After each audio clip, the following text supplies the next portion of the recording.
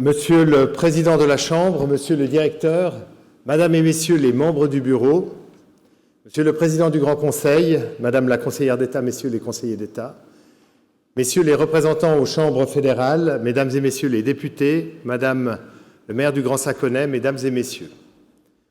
C'est non seulement un plaisir, mais également un honneur pour moi que de prendre la parole aujourd'hui devant votre Chambre, au nom du Conseil d'État, pour tout simplement vous communiquer un certain nombre de points qui figurent parmi nos préoccupations essentielles en tant que gouvernement. S'il est justement une préoccupation qui est omniprésente pour tout gouvernement aujourd'hui, particulièrement en Europe, mais également en Suisse au niveau cantonal, c'est la question de la croissance économique. J'aimerais à cet égard relever un certain nombre de chiffres. Mais d'abord, permettez-moi de constater que bon nombre de secteurs d'activité sont en difficulté, traversent un certain nombre de périodes durant lesquelles ils doivent s'acclimater. Je pense tout particulièrement au secteur de l'industrie, de la construction, de l'hôtellerie, de la restauration, mais également des services financiers, avec un certain nombre de difficultés de nature différente, structurelles, tantôt conjoncturelles.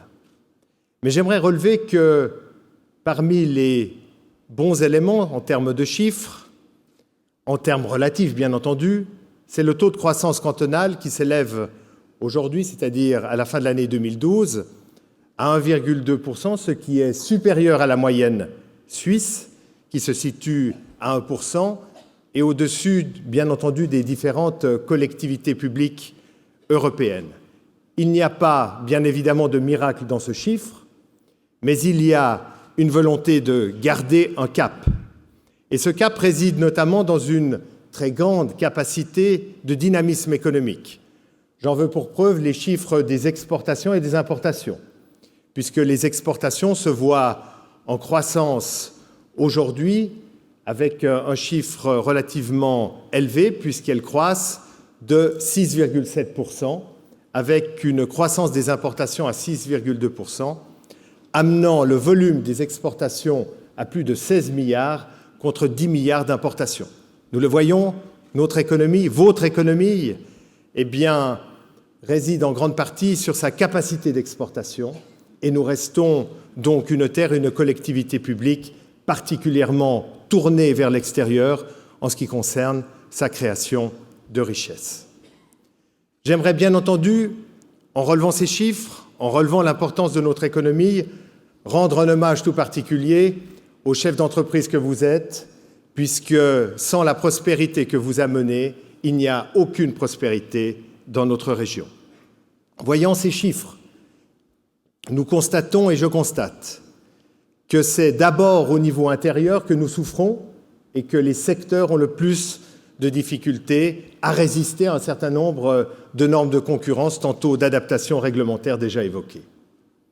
Alors j'aimerais dire que notre préoccupation en tant que Conseil d'État, lorsque nous établissons une planification quadriennale sur le plan financier ou le budget, c'est très justement de vouloir conserver les conditions cadres propices, tout particulièrement les capacités de croissance à court terme, à moyen terme et à long terme.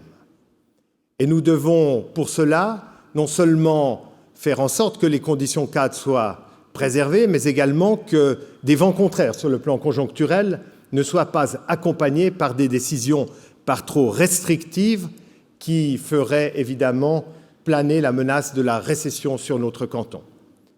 Nous voulons éviter cette menace. Et c'est pour cela que nous avons également maintenu, dans la période difficile actuelle, un volume d'investissement relativement important, puisqu'il s'établit pratiquement à 750 millions de francs, ce qui représente malgré tout un chiffre extrêmement important de soutien également à l'économie, notamment à l'économie intérieure et à la construction en particulier. Bien évidemment, gérer, c'est aussi prévoir et c'est adapter nos conditions cadres. Et nous avons pour cela engagé un certain nombre de réformes et nous les avons annoncées. Merci d'en avoir fait l'écho tout à l'heure. Je pense en particulier à la question de l'adaptation de notre fiscalité en ce qui concerne les personnes morales.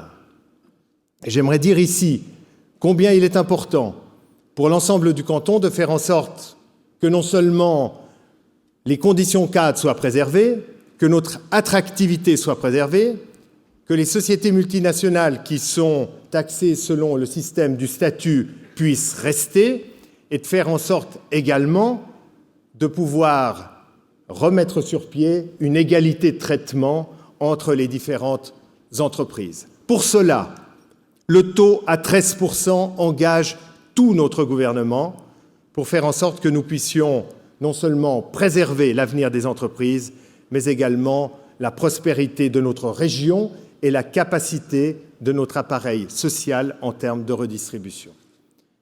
Il n'y a pas de capacité de redistribution sans croissance et sans entreprise dynamique, et cela, chacune et chacun ferait bien de s'en souvenir. Ces choix que nous faisons, nous devons également les accompagner de choix en direction de la fiscalité pour les communes, pour faire en sorte que celles-ci ne soient pas emprisonnées aujourd'hui dans une paralysie en ce qui concerne la construction de logements, autre élément qui peut et handicape déjà aujourd'hui notre canton. En relevant les chiffres, toutefois également positifs, puisque en 2012, après une année 2011 terrible en matière de nombre de construction de logements, eh bien, nous avons redémarré à la hausse et j'aimerais bien évidemment le souligner. Mais pour faire en sorte que cela dure, il faut non seulement une fiscalité qui ne pénalise pas les communes qui construisent, mais il faut également faire en sorte qu'il y ait une planification.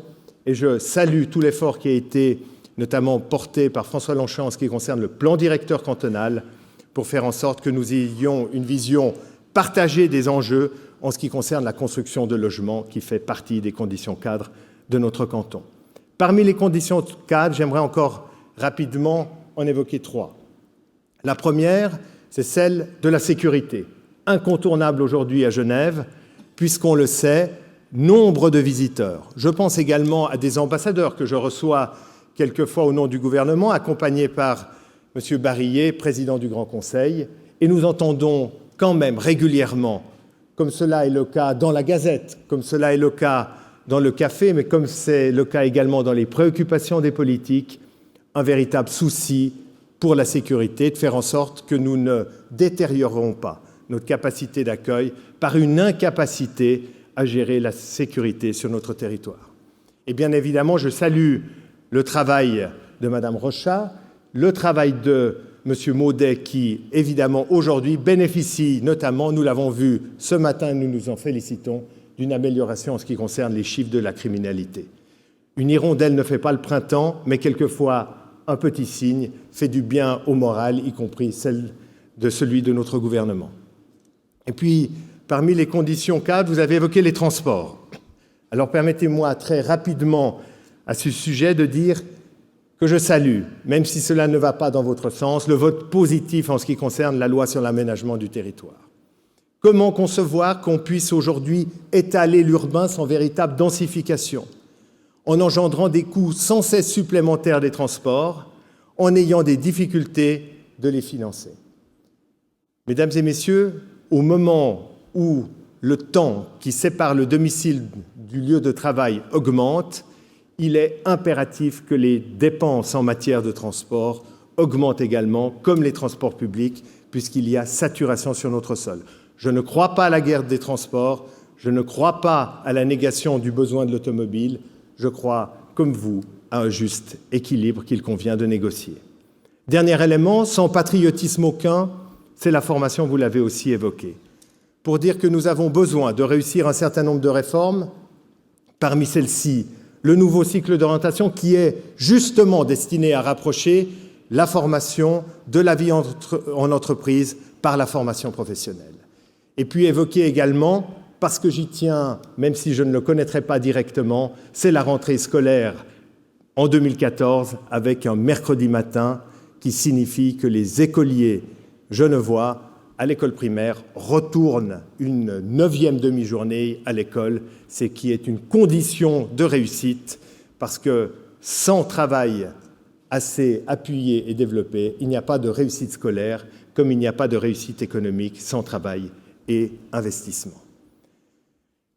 Mesdames et messieurs, je tiens, avec un certain nombre de ces rappels, à vous dire que je souhaite mettre en évidence un certain nombre de risques qui menacent très directement notre collectivité.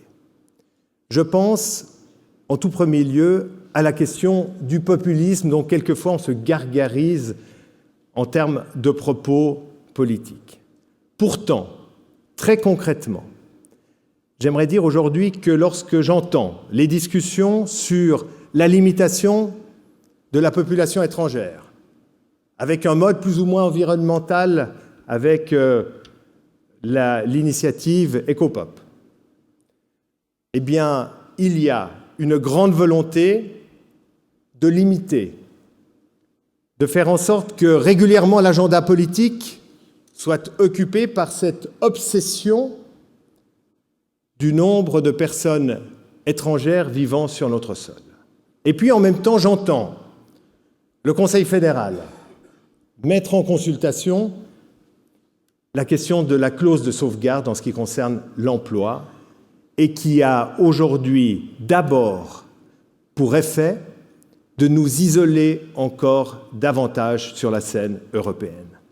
Il n'y a pas d'avenir pour les entreprises ou pour les travailleurs par l'isolement. J'évoquais les chiffres des exportations tout à l'heure. Notre économie est directement tournée vers le monde extérieur et les chiffres de l'emploi, avec une augmentation en 2012 de 1,3%, sont également là pour le rappeler. Le populisme est un élément terriblement destructeur.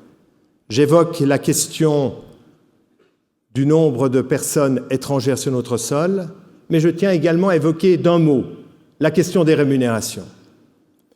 Pour dire que si le partenariat social est en panne, s'il ne devait plus porter ses fruits, alors demain, les initiatives qui visent à tout régler par la loi, des rémunérations dites abusives au salaire minimum, en passant par les écarts de 1 à 12, nous emmènera bien évidemment très loin de notre objectif, qui est celui de l'adaptation de notre économie, non seulement à son monde extérieur, mais à la préservation de la marge de redistribution.